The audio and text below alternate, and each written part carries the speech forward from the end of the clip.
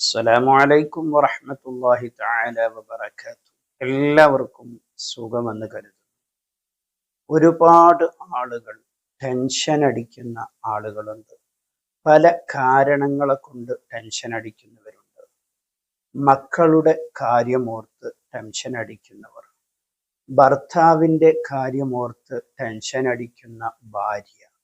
പല കാരണങ്ങളുമാവാം. ഭർത്താവിൻ്റെ പെരുമാറ്റം, അതല്ലെങ്കിൽ ഭർത്താവിൽ നിന്ന് ലഭിക്കേണ്ട സ്നേഹം ലഭിക്കാതെ വരുമ്പോഴുള്ള ഭർത്താവിൻ്റെ ദൂഷ്യമായ പെരുമാറ്റം കൊണ്ട്, ഭർത്താവിൻ്റെ മോശമായ പെരുമാറ്റം കാരണമായി ടെൻഷൻ അടിക്കുന്നവർ, ഭർത്താവ് ഫോൺ വിളിക്കുന്നില്ല, മക്കളെ നോക്കുന്നില്ല എന്ന കാര്യം ആലോചിച്ച് ടെൻഷൻ അടിക്കുന്ന ഉമ്മമാർ, ഭാര്യയുടെ കാര്യം ആലോചിച്ച് ടെൻഷൻ അടിക്കുന്ന ഭർത്താക്കന്മാർ, ഭാര്യയിൽ നിന്ന് അവൻ പ്രതീക്ഷിച്ചതുപോലെയുള്ള ഒരു പ്രതികരണം കിട്ടാത്തതിൻ്റെ പേരിൽ, അതല്ലെങ്കിൽ അവൻ പ്രതീക്ഷിച്ചതുപോലെ ഭാര്യ നീങ്ങാത്തതിൻ്റെ പേരിൽ ടെൻഷൻ അടിക്കുന്ന പ്രിയപ്പെട്ട ഭർത്താക്കന്മാർ, മക്കളുടെ കാര്യമോർത്ത് ടെൻഷൻ അടിക്കുന്ന മാതാപിതാക്കൾ.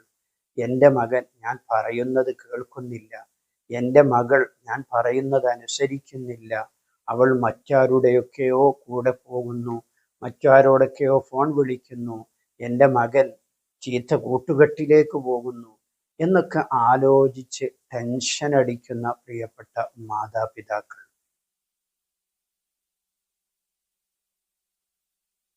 ഇങ്ങനെ ഒരുപാട് കാര്യങ്ങളിൽ ടെൻഷൻ അടിക്കുന്നവർ സ്ത്രീകളാണ് ഈ കൂട്ടത്തിൽ കൂടുതലും നാം കാണാറുള്ളത്. പല കാര്യങ്ങൾ ആലോചിച്ചുകൊണ്ട് ടെൻഷൻ അടിക്കുന്നവർ, അതുപോലെ തന്നെ പഠിക്കുന്ന വിദ്യാർത്ഥികൾ, വിദ്യാർത്ഥിനികൾ, എക്സാം അടുക്കുന്ന സമയത്ത്, അതല്ലെങ്കിൽ മറ്റു മത്സരങ്ങൾ വരുന്ന സമയത്ത് ഒക്കെ കൂടുതൽ ടെൻഷൻ അടിക്കുന്നവരുണ്ട്. എല്ലാവർക്കും ഉപകാരപ്പെടുന്ന ഒരു ആത്മീയമായ അറിവിനെയാണ് ഇന്ന് നിങ്ങൾക്ക് പറഞ്ഞു തരുന്നത്. ഇൻഷാ അള്ളാഹ് വീഡിയോയിൽ നിങ്ങൾക്ക് പറഞ്ഞു തരുന്നത് പോലെ ആത്മാർത്ഥമായി നിങ്ങൾ ചെയ്താൽ 100% നിങ്ങൾക്ക് ഫലം ലഭിക്കും. നിങ്ങളുടെ ടെൻഷൻ മാറും. എല്ലാ പ്രയാസങ്ങളിൽ നിന്നും നിങ്ങൾക്ക് മോചനം ലഭിക്കും.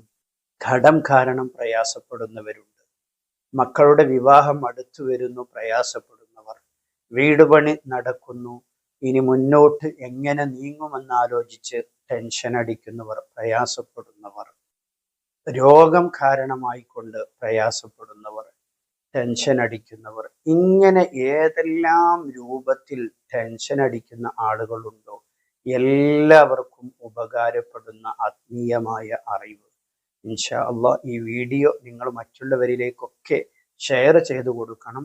വീഡിയോക്ക് ഒരു ലൈക്ക് ചെയ്യണമെന്ന് സാന്ദർഭികമായി ഓർമ്മപ്പെടുത്തുകയാണ്. ഇൻഷാ അള്ളാഹ് നിങ്ങളുടെ ദുആ വസിയത്തും ഒരു അൽഹംദുലില്ലാ മാഷാ അള്ളാഹ് എന്നൊക്കെ കമന്റ് ചെയ്യാൻ വേണ്ടി നിങ്ങൾ ശ്രമിക്കണം. സ്ക്രീനിൽ കാണുന്ന ഈ ദിക്റിനെ ബിസ്മില്ലാഹിർ റഹ്മാനിർ റഹീം അൽഹംദുലില്ലാഹി റബ്ബിൽ ആലമീൻ ഹംദൻ കസീറൻ ത്വയ്യിബൻ മുബാറകൻ ഫീഹി. ഒന്നുകൂടി ചൊല്ലാം. ബിസ്മില്ലാഹിർ റഹ്മാനിർ റഹീം അൽഹംദുലില്ലാഹി റബ്ബിൽ ആലമീൻ ഹംദൻ കസീറൻ ത്വയ്യിബൻ മുബാറകൻ ഫീഹി.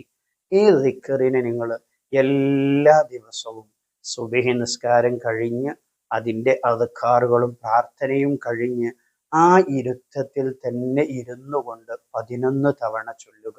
അതുപോലെ തന്നെ വൈകുന്നേരവും മഗ്‌രിബ് നിസ്കാരം കഴിഞ്ഞ് അതിൻ്റെ പ്രാർത്ഥനയും ദിക്റുകളും ഒക്കെ കഴിഞ്ഞ് അവിടെ തന്നെ ഇരുന്ന് 11 തവണ ചൊല്ലുക. ഇത് നിങ്ങളുടെ ജീവിതത്തിൽ ഇത്ര ദിവസം ചൊല്ലണമെന്നല്ല, നിത്യമായി നിങ്ങൾ ചൊല്ലുക. ഇൻഷാ അള്ളാഹ് അതിലൂടെ നിങ്ങളുടെ എല്ലാ പ്രയാസങ്ങളും പ്രതിസന്ധികളും എല്ലാ തടസ്സങ്ങളും നിങ്ങൾക്ക് നീങ്ങി സന്തോഷം നിങ്ങളിലേക്ക് എത്തിപ്പെടും. ഇൻഷാ അള്ളാഹ് അതിലൂടെ ടെൻഷൻ നിങ്ങളിൽ നിന്ന് മാറിക്കിട്ടും. അല്ലാഹു തആല നമുക്ക് ഇത് ജീവിതത്തിൽ പകർത്താൻ തൗഫീഖ് നൽകുമാറാകട്ടെ. ആമീൻ ബിറഹ്മതിക യാ അർഹമർ റഹീമീൻ. ഓർമ്മപ്പെടുത്തിയതുപോലെ വീഡിയോ നിങ്ങളെല്ലാവരിലേക്കും മാക്സിമം ഷെയർ ചെയ്യണമെന്ന് സാന്ദർഭികമായി ഓർമ്മപ്പെടുത്തുന്നു. അല്ലാഹു സുബ്ഹാനഹു തആല നമ്മുടെ എല്ലാ പ്രയാസങ്ങളും പ്രതിസന്ധികളും അല്ലാഹു തആല തീർത്തു തരുമാറാകട്ടെ. കടങ്ങളെ കൊണ്ട് പ്രയാസപ്പെടുന്നവർ, കടങ്ങൾ വീട്ടാനുള്ള എല്ലാ വഴികളും അല്ലാഹു തആല നമുക്ക് തുറന്നു തരുമാറാകട്ടെ. ശാരീരികവും മാനസികവുമായിരിക്കുന്ന ബുദ്ധിമുട്ട് അനുഭവിക്കുന്നവർ അല്ലാഹു തആല ആജിലായ മർദിയായ ശിഫാ നൽകുമാറാകട്ടെ. ആമീൻ ബിറഹ്മതിക യാ അർഹമർ റഹീമീൻ. ഇൻഷാ അല്ലാഹ് മറ്റൊരു വീഡിയോയിൽ നമുക്ക് വീണ്ടും കാണാം. സ്നേഹത്തോടെ അസ്സലാമു അലൈക്കും വറഹ്മത്തുള്ളാഹി.